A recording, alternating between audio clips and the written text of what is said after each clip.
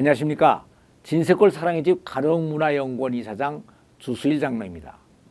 오늘은 여기에서 이혼을 하든지 뭔가 끝장을 내야겠다는데 혹시 다른 방법이 없나 해서 찾아왔다고 하는 한 부인의 사연을 소개해 보겠습니다. 이 부인은 결혼한 지가 15년이 됐습니다. 남편이 그녀를 좋아해서 열심히 따라다니다가 결혼을 했고, 결혼을 하고서도 초기에는 아내에게 잘 해주었습니다. 그런데 남편은 원래 공부에는 별로 취미와 자신이 없었고, 더구나 외국 유학 같은 것은 전혀 생각한 적도 없었습니다. 그런데 아내가 하도 원해서 결혼을 한 후에 공부를 하기 위해서 바로 외국으로 나갔습니다. 재산도 별로 없었기 때문에 유학을 나가서도 아내가 막일을 열심히 하면서 남편의 뒷바라지를 다 했습니다.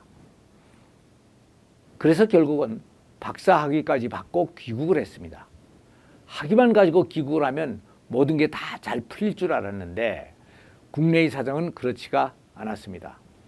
시간 강사 자리 하나도 그렇게 쉽지가 않았습니다. 2년 이상을 시간 강사로 전전하다가 천신만고 끝에 전임 교수 자리를 하나를 얻었습니다. 그래서 이제는 정말 행복해지는 줄 알았는데 여기에서 더 큰 문제가 발생을 했던 것입니다. 웬일인지 남편이 매일 밤 12시가 다 돼서야 집에 돌아오기 시작을 했습니다. 처음에는 학교 일로 그러는 줄 알았는데 그 후에 알고 보니 그게 아니었습니다. 대부분 기원에서 바둑을 두며 시간을 보내는 것이었습니다.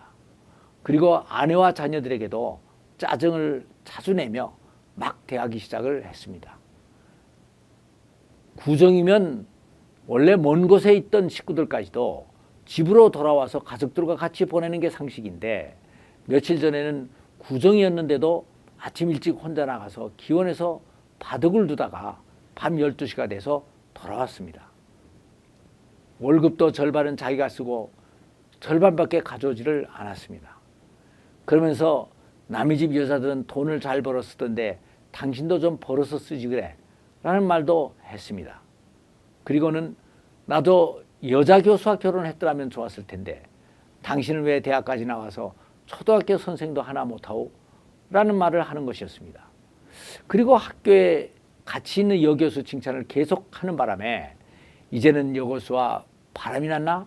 그렇게 고생을 하며 자기를 공부시켜 박사까지 만들어 놨는데 하는 생각이 들어서 배신감을 느꼈습니다. 그래서 자살까지 생각을 해봤는데 그렇게 자살을 했다가는 엉뚱한 여자가 들어와서 또 호강을 할 것 같아서 죽을 수도 없었다는 것이었습니다. 이러한 여러 가지 얘기를 종합해 본 결과 남편은 지금 자신의 삶에 대한 일종의 의욕상실증에 걸렸다는 결론이 나왔습니다. 공부에 특별히 취미가 없었던 남편은 공부를 포기하고 다른 일을 하면서 그냥 편하게 일생을 살고 싶었던 사람이었습니다. 그런데 아내가 하도 헌신적으로 뒷바라지를 해주니까 공부를 하기는 했습니다.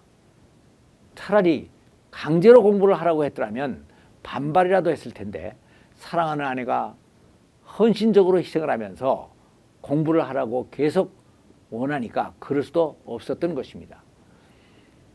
그러나 여기까지 온 것이 남편의 한계였고 일단 이 1단계의 목적이 이루어지니까 이제는 탈진을 한 상태였던 것입니다. 그러니까 지금 이 남편은 부인을 배반한 것이 아니었습니다. 자신의 취향을 찾을 새도 없이 아내에 의해서 억지로 끌려온 인생에 대해서 회의를 느끼게 됐던 것입니다. 그래서 그동안 자기를 묶고 있던 아내의 속박으로부터 벗어나고 싶어졌고 그것이 아내에 대한 거부 반응으로 나타났던 것입니다. 그래서 저는 부인에게 남편의 정신적인 상태에 대해서 자세히 설명을 해줬습니다. 그랬더니 의외로 부인은 사실은 그동안 제가 남편에게 너무나 많은 것을 강요해 왔어요 하고 순순히 인정을 했습니다.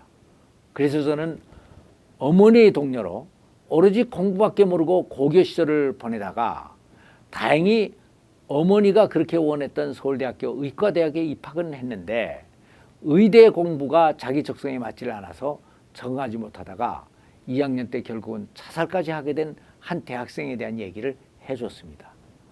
그리고 이 문제를 바로 해결하기 위해서 이제부터는 남편에게 부담스러운 얘기는 피하고 칭찬과 격려로 그의 길을 살려줘야 된다고 가르쳐 줬습니다. 만일 그렇지 않고 계속 남편을 몰아붙이면 남편은 정말 부인을 미워하게 될 것이고, 심하면 남편이 그 대학생의 경우처럼 자살을 할지도 모른다고 충고를 해줬습니다. 그리고 이럴 때 만일 남편을 편하게 해줄 수 있는 다른 여자라도 나타난다면 그 여자에게 완전히 빠져 부인과는 아주 끝날 수도 있습니다 라고 겁을 주었습니다. 그랬더니 부인은 자기 과욕이 남편을 그렇게까지 만들었다는 말에 약간 충격을 받고 돌아갔습니다. 그 후 5개월이 지난 어느 날 전화가 왔습니다. 얘기를 해준 대로 남편에게 일체 잔소리를 하지 않고 열심히 칭찬과 격려를 해주었다는 것이었습니다. 처음에는 전혀 반응을 보이지 않던 남편이 조금씩 반응을 보이기 시작을 했고, 지난달에는 학생들을 인솔하고 제주도에 여행을 다녀오더니 남편이 확 달라졌다는 것인데, 그게 얼마 못 가고 또 옛날로 돌아가 버렸다는 것이었습니다. 그래서 저는 부인께서 잘해주다가 남편의 상태가 좀 좋아지니까 옛날 모습과 습관이 또 나왔군요 하고 반문을 했습니다. 그랬더니 부인은 예 맞아요.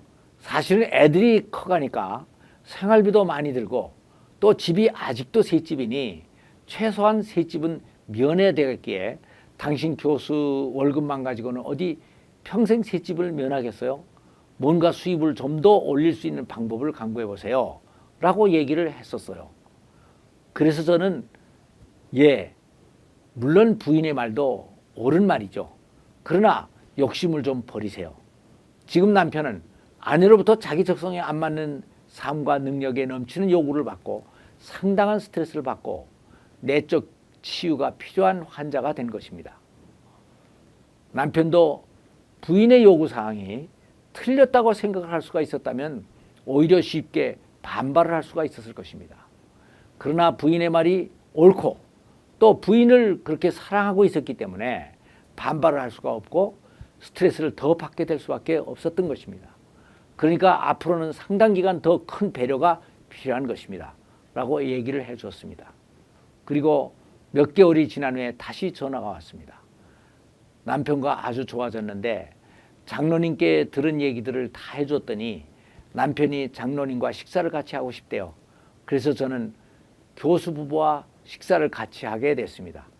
그 자리에서 저는 남편에게 가장으로서의 정체성에 대해서 얘기를 해 주었습니다. 그리고 이 정체성을 확립하기 위해서는 가정예배를 회복하고 가정재단의 제사장 역할을 확실히 해야 한다는 것을 가르쳐 주었습니다.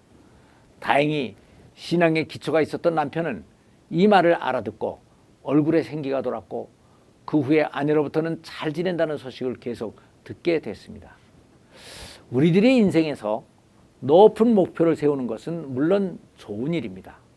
그러나 그것이 본인의 적성에 맞지를 않고 능력을 벗어난 것이라면 그것은 욕심과 허영이 되는 것입니다. 이 욕심과 허영은 모든 악의 뿌리가 되고 우리들의 인생을 파멸로 이끌어가는 최고의 적이 된다는 것을 알아야 될 것입니다. 감사합니다.